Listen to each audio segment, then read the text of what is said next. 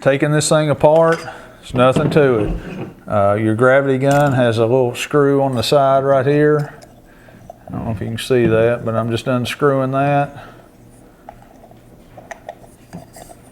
Right here. Then the cup's off and you can clean it out. You can take your little brush and clean inside the outlet tube here and clean that out, and you can clean it.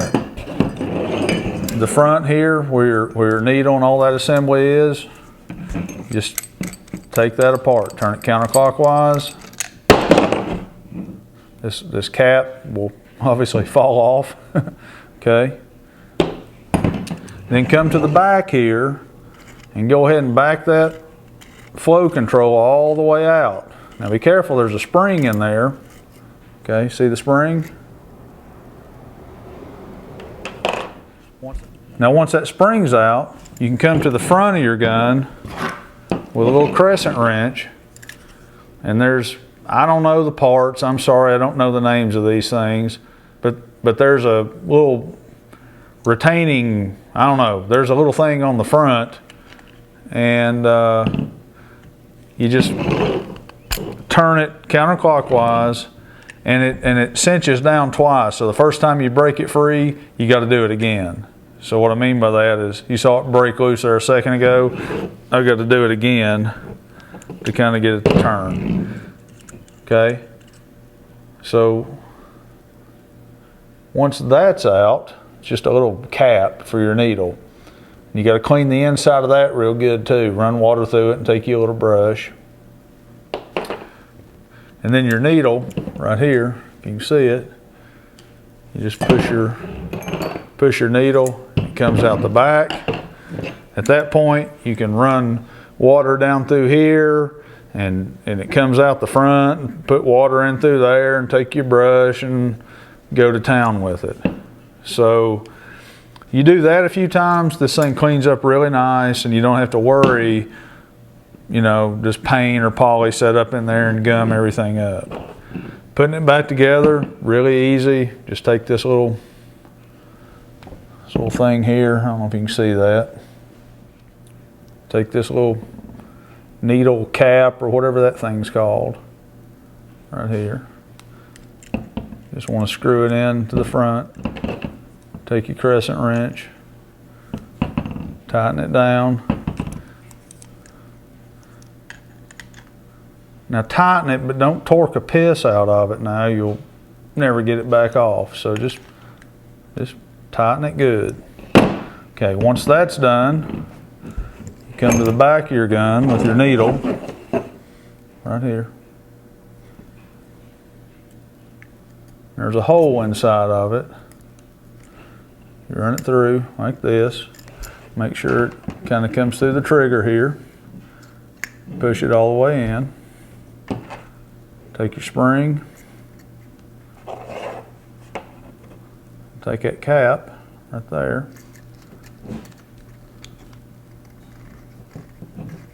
Tighten her down.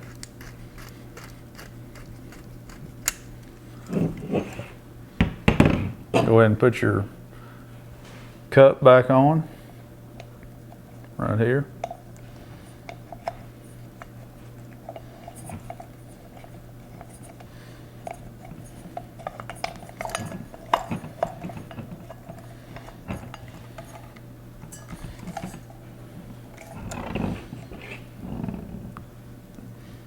Take this little spray cap or whatever that is, put it on.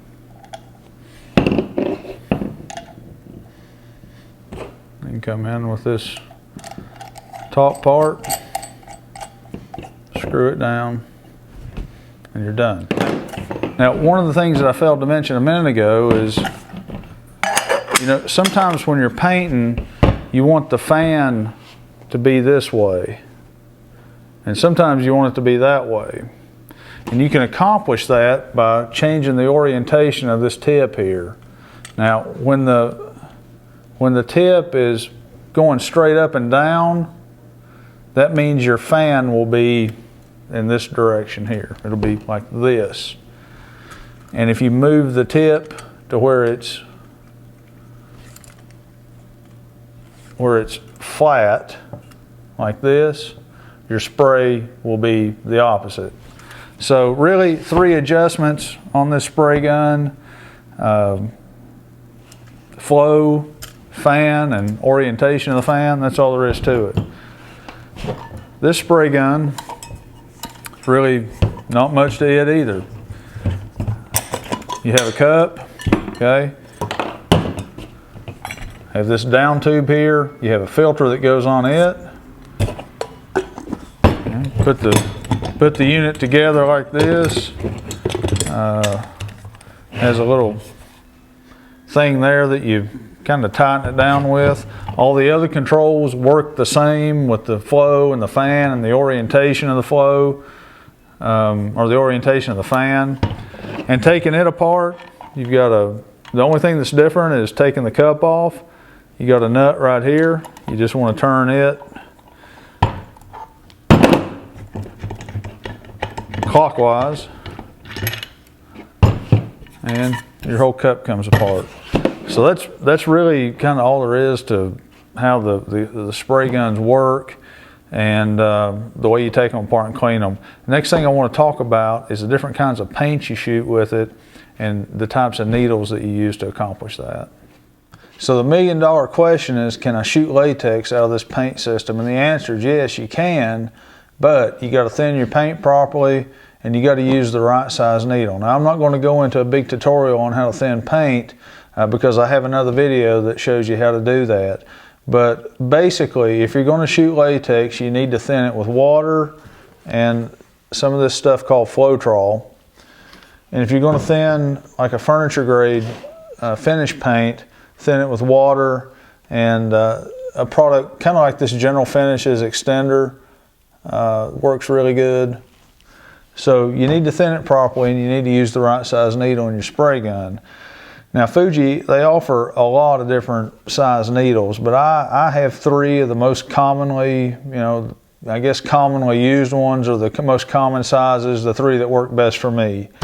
The blue, the one, they color code them, so that makes it easy. The blue one, it's a 1 millimeter, and it's really good for stains if you wanted to shoot some stain, which I don't know, I have kind of mixed feelings. It can get kind of messy. It saves a lot of time, but it's kind of messy to do. But the blue is a 1 millimeter. It works really good with stains. The gold tip, or the yellow tip, is 1.5 millimeter. And that's what I shoot poly with, and it works really good. It does a great job with poly. I use like a water-based polyacrylic, and it just does really good coming out of this gun with this needle.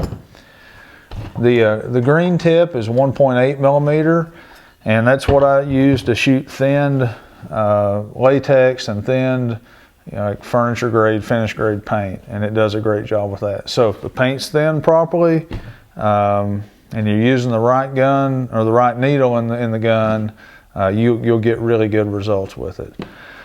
So kind of wrapping up here, I want to talk about some of the accessories that you can buy to go with this system and some of the routine maintenance parts that you need to have on hand.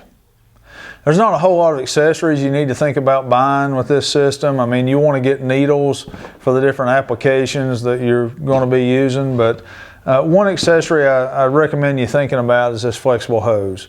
Now, the hose that comes with the spray gun is big and beefy and heavy, and mine's pretty dirty. And if you're painting for a really long period of time, this heavy hose and the heavy spray gun and the paint in it, I mean, it will start to wear you out, and it'll affect your performance in painting. This hose doesn't weigh very much. It's about 5 or 6 feet long, and it takes some of the weight off. But the other really important function that it serves is it gives you 5 or 6 more feet to let the air cool as it comes out. Now, I didn't talk about that, but this turbine generates hot air. So it's pushing hot air through this hose into your spray gun, and it's blowing hot air across your paint. Now, on a hot day or even a not hot day, it will have a tendency to dry your paint quick. So that's why we add things like Floetrol and General Finishes extender. It slows down the drying time. So what this flexible hose does is it gives you 5 or 6 more feet to let the air cool down just a little bit more. So that's a worthwhile investment. Now some of the other things you need to have on hand, you need to have some extra rubber washers that go in the cap of the gravity cup. These tubes with the check valve on it, you need some of those to have on hand. If you have the other kind of spray gun, the big one, there's washers that seal it up that you need to have on hand. The little filters that go on the down tube.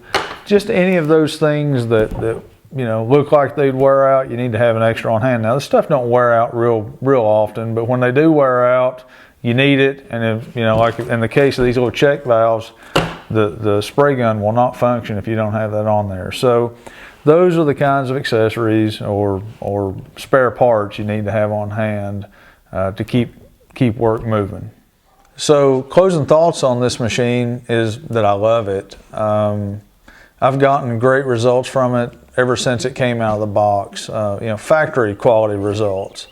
Now it's an investment. I'm not going to lie to you; they're not cheap, but I haven't regretted making this purchase. 1 minute. So I'll put a link in the description box of this video that you can click on. Maybe go read a little bit more about it. Hope you enjoyed the video, maybe learned something. As always, if you like my videos, remember to give me a thumbs up, leave me some comments, and subscribe to my channel. Thanks for watching.